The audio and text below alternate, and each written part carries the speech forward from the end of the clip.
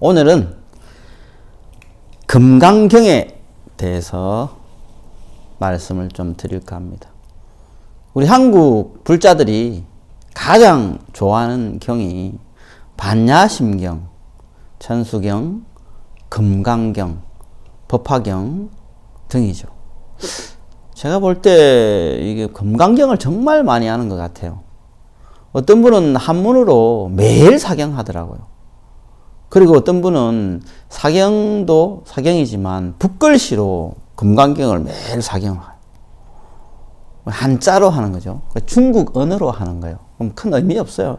한글로 사경하는 거나 한문으로 뜻을 모르고 한문으로 사경하면 그거는 진짜 별 의미가 없고, 뜻을 알고 한문으로 사경하는 게 그 뭐 한글로 사경하는 거와 똑같아요. 괜히 좀 멋있으라고 그런지 요즘도 한자를 많이 쓰잖아요. 팔만대장경이 지금 한자로 돼 있고, 또 지금은 그래도 고려대장경, 팔만대장경을 한글로 번역을 해서 동국 역경원에서 번역해서 지금 출판이 다 돼 있어요. 그리고 전자북이죠. 이북 비슷하게 이렇게 보면 다 이렇게 또 번역이 돼 있는 게 있고, 또 한자를 그대로 써서 그대로 옮겨놔서 이렇게 이북이라 그러나 그걸로 동국 역경원 들어가면 잘 돼 있더라고요. 물론 제가 안 들어가 본 지 한 7, 8년 된 것 같은데 그렇게 잘 돼 있어요. 이 금강경은 우리가 좋아하는 만큼 정말 강의하는 데도 많고 책도 정말 많이 나와 있어요. 시중에 가면 금강경 뭐 강설, 뭐 금강경 해설, 뭐 금강경 뭐 이렇게 좀 많더라고 책이. 금강경이 한문으로 번역된 것도 버전이 3가지가 있어요. 구마라집 스님께서 번역을 해 놓으신 게 있고, 그리고 여기 보리류지 스님께서 번역을 해 놓으신 게 있고, 그리고 진제 스님께서 번역을 해 놓으신 게 있어요. 이게 어떻게 보면 최초 번역본이죠. 구마라집이란 분이 한문으로 번역을 해 놓은 거지. 그러니까 원래 이제 범어로 돼 있거나 아니면 인도 쪽에 있는 언어로 돼 있는 것을 한문으로 번역을 해 놓은 거를 다시 우리가 뭐 강사 스님들이거나 아니면 수행을 많이 하시는 스님들이, 공부를 많이 하신 스님들이 한글로 이렇게 번역해 놓은 거고, 그 대표적으로 이건 동국 역경원에서 나온 한글 대장경이에요. 대표적인 거죠. 어떻게 보면 스님들이 다 번역을 하신 거예요. 동국 역경원 스님들께서 정말 열심히 이걸 다 번역을 하셔가지고 현재 한글 대장경이 저렇게 많이 나와 있죠. 저희 선원에도 한글 대장경을 뭐 저 경전을 모셔올 때만 해도 거의 나와 있는 출간된 건 거의 제가 다 불사를 한 거죠. 모시고 온 거예요. 근데 그 이후에도 많이 나왔더라고. 경은 3가지 종류가 있어요. 뭐 본생경, 대성본생 심지광경, 금강경, 화엄경 등 부처님께서 설하신 걸 경이라 그래요. 그리고 백론, 중론, 유가사지론 뭐 이런 론이 있어요. 그거는 보살님들께서 설해 놓으신 게 론이에요. 그리고 종경록 하는 록이 있어요. 록. 그거는 조사 스님들께서 말씀해 놓으신 거예요. 그래서 경도 이렇게 3가지로 분류되어서 경, 론, 록으로 이렇게 돼 있어요. 저도 처음에는 이건 경인데 이건 왜 론일까? 이건 왜 록이지? 그래서 좀 궁금했었어요. 그래서 경전을 쭉 보다 보니까 론으로 돼 있는 거는 전부 다 보살님들께서 하신 거더라고. 그 록은 또 뭐야? 보니까 조사 스님들께서 이렇게 쭉 설해 놓으신 거더라고요. 아, 그렇구나. 경전을 보고 알았어요. 누가 그 전에 가르쳐 주는 사람이 없어가지고 저도 몰랐거든. 자, 그럼 이 경은 부처님께서 말씀하신 거죠. 금강 반야 바라 밀경이에요. 금강경이. 보통 한문으로 된 걸 많이 하죠. 옛날에도 우리 속가의 형님도 불교에 심취해가지고 금강경을 뭐 외우고 다니고 그러더라고요. 뭐 여시아문, 일시불 뭐 이렇게 뭐 한문으로 된 걸 그럼 뭐 그냥 난 주문인 줄 알았어요. 한문으로 막 하니까 그게 그 자체가 진언 내지 다라니 주문 이런 건 줄 알았어요. 불교는 연불하는 게 전부 다 진언인 줄 알았어. 나는 그게 뭐 부처님 이야기인 줄 몰랐어요. 전혀. 부처님께서 말씀하신 설법이거든요. 원래는 경은 다 설법인데 그건 줄 모르고 다 그냥 뭔가 저걸 들으면 복이 생기고 악이 물러나고 막 그러는 줄 알았어. 못 알아들으니까. 한문으로 하니까 우리가 알아들을 수가 없잖아요. 한문도 현재 중국에서 쓰는 한문도 아니잖아요. 뭐 한 7, 800년 전에 쓰던 한문을 그대로 가지고 와가지고 우리 한국식으로 써놓은 거죠. 네. 그러니까 옛날 글방 훈장들 정도만 아는 식으로 해놓은 거라. 그게 다행히 우리 스님들께서 지금도 강원에서 한문으로 공부하시거든. 화엄경도 그렇고 능엄경도 그렇고 법화경도 그렇고 강원에 가면 다 한문으로 된 책을 가지고 강주님들께서 이렇게 강의를 하신답니다. 그래서 미리 강원에 계신 스님들이 한자 공부를 엄청 해야 된대. 보통 뭐 요즘 젊어서 절에 오는 스님들은 한문을 그렇게 많이 몰라요. 그죠? 한문에 뭐 취미가 있어갖고 열심히 공부를 했거나 그런 거 아니면은 한자를 그렇게 많이 알고 잘 이해하는 사람이 드물어요. 그래서 스님들도 공부를 해야 돼. 뭐 강원에 입학해서 한자 공부를 제일 많이 한대. 할애하는 시간 중에. 예, 미리 한자 공부를 해서 해석을 어느 정도 해놔 놓으면 강의 시간에 들어가서 스님들 강의해 주는 거를 듣고 이제 이해를 하는 거지. 그런데 지금은 이게 다 한글로 되어서 잘 나와 있어요. 모든 경전이 잘 번역이 돼 있고 또 해설서까지 붙어 있고 또 공부를 많이 하신 스님들이 이렇게 뭔가 이렇게 번역한 데다 해석을 뭐 각주를 잘 달아놓고 번역을 아주 이해하기 쉽게 잘 해놓은 게 많아요. 그래서 뭐 금강경 요즘은 접하기도 쉽고 또 유튜브에도 많이 나올걸요. 저는 뭐 찾아보진 않았는데 천수경은 보니까 많이 있더라고. 예. 나머지 경전도 마찬가지겠죠. 예. 자, 여기는 한글로 돼 있으니까 번역된 그대로 읽고 제가 조금 어렵다 싶은 부분만 뭐 설명이랄까요? 예. 제가 좀 첨가해서 현대인들이 잘 못 알아듣게 돼 있는 거는 좀 알아듣게끔 제가 부가 설명을 좀 하도록 하겠습니다. 이와 같이 내가 들었다. 어느 때 부처님께서 사위국 기수급 고덕원에서 큰 비구들 1250 사람들과 함께 하셨다. 그때 세존께서 식사 때가 되자 가사를 입으시고 바로를 지니시고 사위성으로 들어가셨다.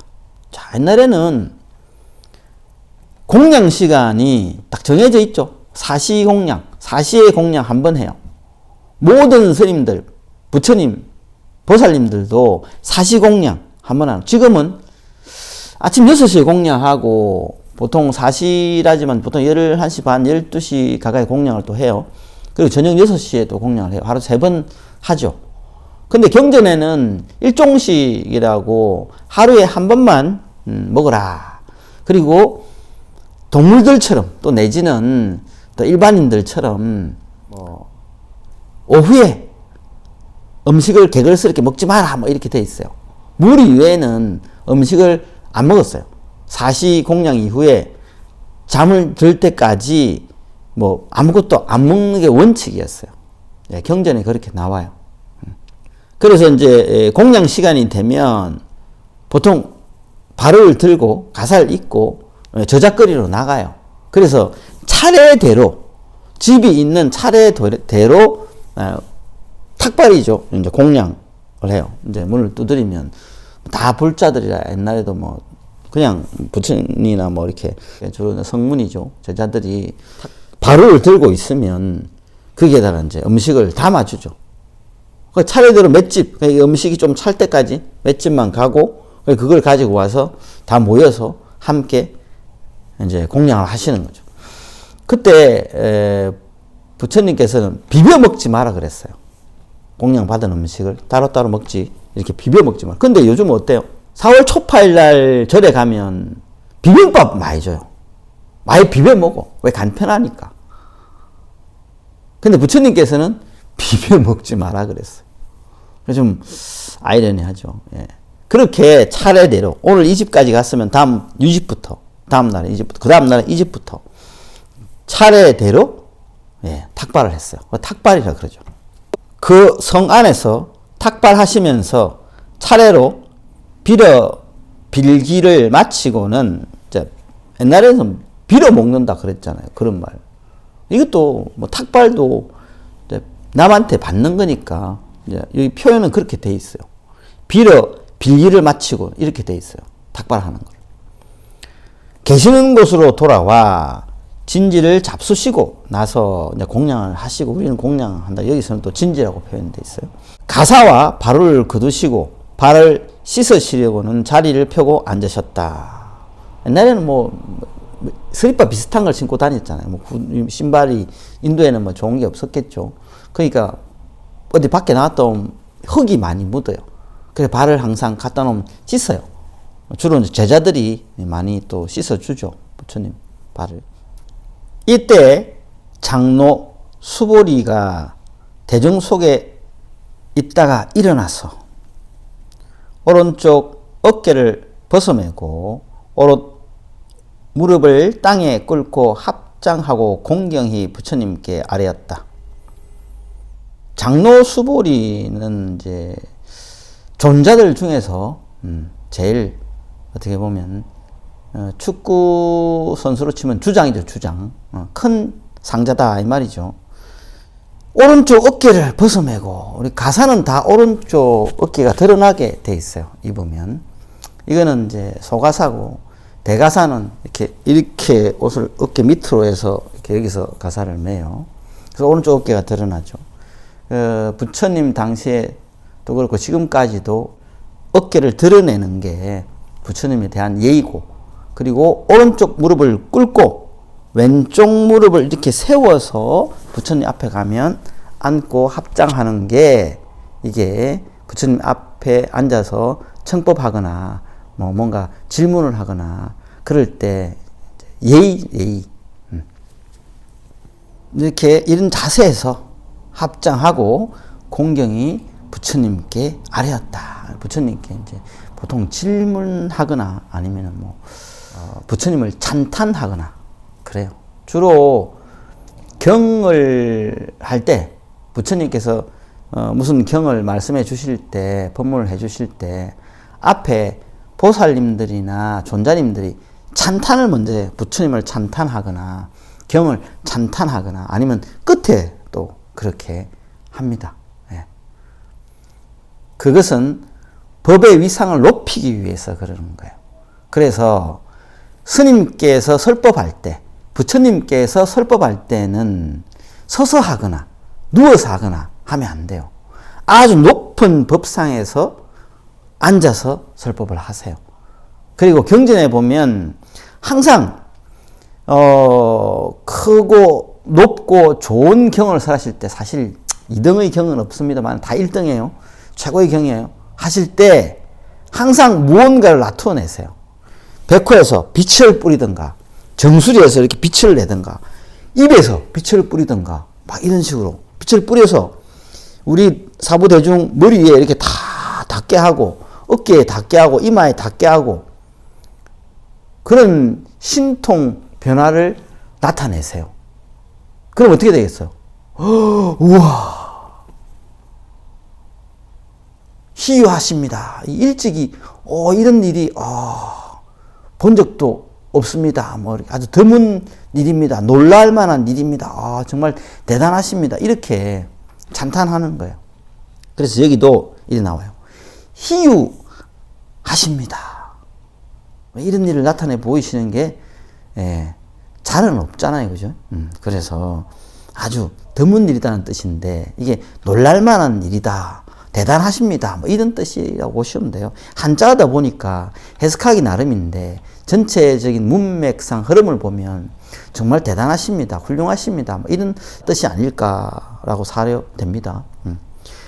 세존이시여, 여래께서는 보살들을 잘 보호해 주시고 잘 염려해서 보호해 주신다는 거죠. 보살들을 잘 당부하여 위촉해 주십니다. 세존이시여, 선남자와 선여인이 안욕따라 삼약삼보리의 마음을 내고는 안욕따라 삼약삼보리, 안유뜨라 삼약삼보띠예요. 범어로 위 없는 깨달음, 무상정등각을 의미해요. 내가 위 없는 깨달음을 얻겠다라는 마음이죠. 마음을 내고는 어떻게 머물러야 되나? 이 생각을 어떻게 머물러야 되나? 이 마음을 어떻게 머물러야 되나? 어떤 마음가짐으로 있어야 되나? 어떻게 그 마음을 항복시켜야 됩니까? 그 마음을 항복시켜야 돼요. 항복? 무슨 마음? 세속에 물든 오음에 물든 육근, 육경, 육식에 매여 있는 이거를 항복시켜야 됩니까? 라는 거예요. 부처님께서 말씀하셨다. 좋은 말이다. 참으로 좋은 일이다. 수보리야. 내 말과 같이 열애는 보살들을 잘 염려하여 보호하고 보살들을 잘 당부하여 위촉해 주나니 정신 차려 들으라. 말해 주리라. 선남자와 선여인이 안욕따라 삼약삼보리의 마음을 내고는 이렇게 머물러 있어야 하며 이렇게 그 마음을 항복시켜야 하느니라. 이렇게 어떻게 앞으로 지금 이제 말씀을 이제 하시는 거예요.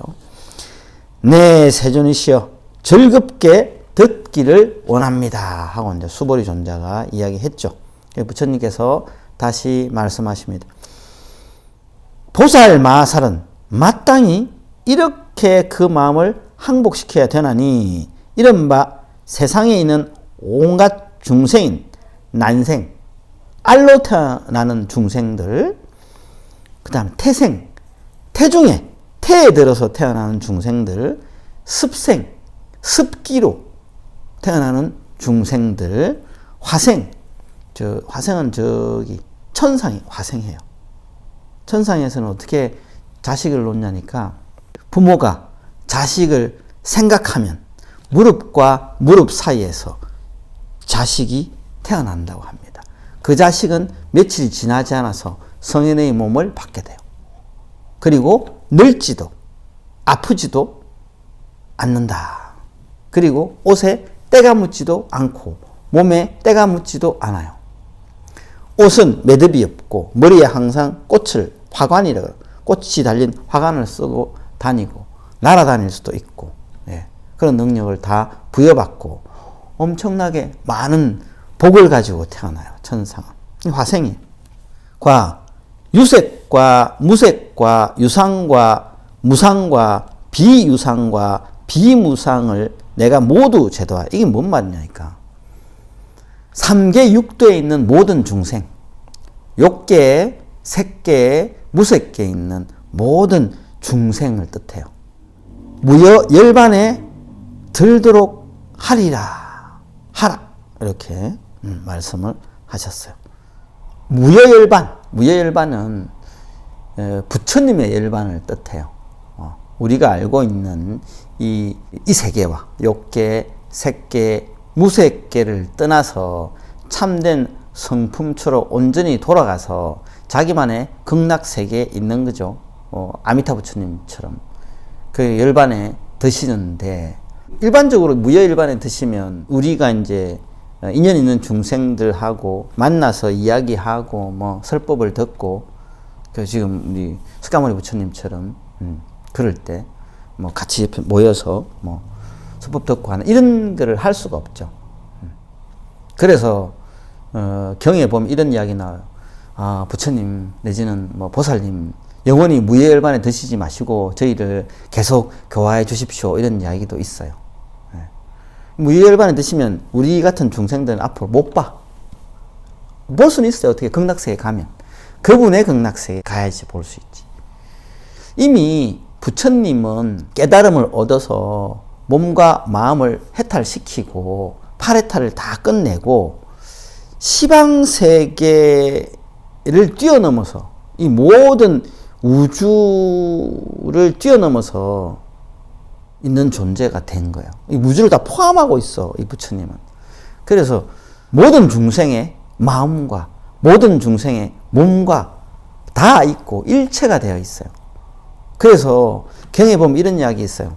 모든 중생 마음으로부터라는 게 있어요. 금강살타는 비로자나 부처님의 정법윤신인데 교를 전하는, 교를 굴리는 몸이에요. 일종 화신 같은 분이죠. 그분은 모든 수행자의 마음으로부터 일어나요. 일어나서 이 수행자를 교화하는 거예요. 이 수행자를 부처님과 같은 경계에 들 수 있도록, 같은 지혜에 들 수 있도록 이끌어 주세요. 그게 우리 금강성 공부예요. 근데 일반적인 우리 현교, 일반적인 우리가 하는 공부는 불보살님들에게 직접 내지는 조사 스님들께 직접 듣고 배우고 이 수행을 통해서 교화가 되는 거잖아요. 하나하나 듣고 이해하고. 그 이해가 잘 안 되는 사람은 교화가 잘 안 되는 거지 뭐. 뭐 어떻게 해야 될지도 모르고. 옛날에도 그런 사람이 있었어요. 부처님 당시에도. 앞에 걸 들으면 뒤에 걸 잊어먹고 뒤에 걸 들으면 앞에 걸 잊어먹고 막 이래가지고 수행도 안 되고 나이도 들어가지고 아이고 이제 뭐 공부도 안 되고 이래갖고 뭐가 되겠나 그런 사람도 있어요. 그래서 부처님 제자들이 막 놀리고 옆에 오면 아이 저리 가라 그러고 냄새 난다 그러고 핀잔 주고 그래서 이 스님이 자살하려고 그랬어. 자살하려고. 더 이상 살아서 뭐하나. 성불도 안 될 것 같고. 그래서 막 울면서 이 몸을 부처님께 바치오니 다음 생에 반드시 저를 성불의 인연에 넣어서 나 성불할 수 있도록 해 주십시오 하고 죽으려고 했던 수행자가 있었어요. 그때 부처님께서 짠 나타나셔서 딱 데리고 와서 그러시거든. 너희들은 도대체 뭐하는 놈들이냐. 일반 대중들보다 더 훌륭하잖아 스님이. 일반 대중들보다 훌륭한 이 스님도 하나 제대로 보살피지도 못하는 너희들이 무슨 중이냐 이렇게 호되게 야단치신 적이 있어요.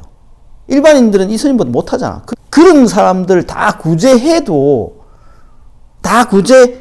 뭐가 모자랄 마당에 어떻게 이 스님한테 이렇게 할 수 있냐 너가 제대로. 이 스님이 몸이 안 좋아서 탁발도 제대로 못해 밥도 제대로 못 먹고 있을 때도 많았거든. 그러면 존자들이 이렇게 밥을 떠서 나눠서 이렇게 주기도 하고 해야 되는데 몇 번 주는 사람도 있었는데 또 내몰랄 하는 사람 사람이 많으면 어째다 신경 쓰겠냐고 내몰랄 하는 사람도 있거든. 그래서 너무 서러워가지고 죽으려고 했는데 부처님께서 탁 데려와가지고 네가 왜 이래 됐는지 아느냐 하면서 전생 인연을 설법을 해줘요. 그래서 그 자리에서 아라한이 돼요. 이 스님이. 예, 그런 이야기가 있어요. 자, 이렇게 한량 없고 끝없는 중생을 제도하되 실제로는 한 중생도 제도를 받은 이가 없느니라. 제도했는데 제도 받은 이가 없다. 이게 무슨 말일까요? 무슨 까닭이냐? 수보리야. 만약 어떤 보살이 아상, 인상, 중생상, 수자상이 있으면 보살이 아니기 때문이다.